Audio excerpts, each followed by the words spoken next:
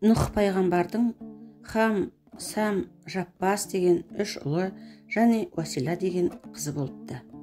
Пайғамбар үнемі қызына құрмет көрсетіп, оған мүлде дауыс көтермейді екен. Қызы да әкенің қалауын қабағынан түсінетін сұңғыла болып өседі. Нұх дастархан басында отырғанда үнемі қызын 3 ұлынан жоғары төрге отырғызады екен. Бұл үлкен ұлы Самның көңіліне күдік салыпты. Уасиланың жасы бізден кіші. Неге менен жоғары отыру керек? Әкеміз бізді алалайды-ау деп ойлайды.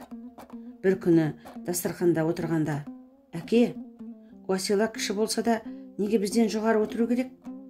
Ұлдың мәртебесі әрқашан биік емес пе? дейді. Нұх оған былай деп жауап береді.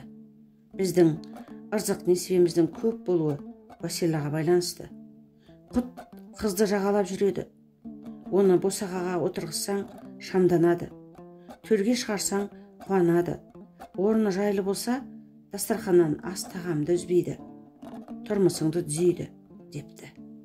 Содан бастап Нұхтың 3 ұлы қарындасын төрге шығарып, құрмет көрсететін болыпты. 3 ұлынан өрбіген ұрпақ бұл жоралғыны сақтап, берік ұстайды.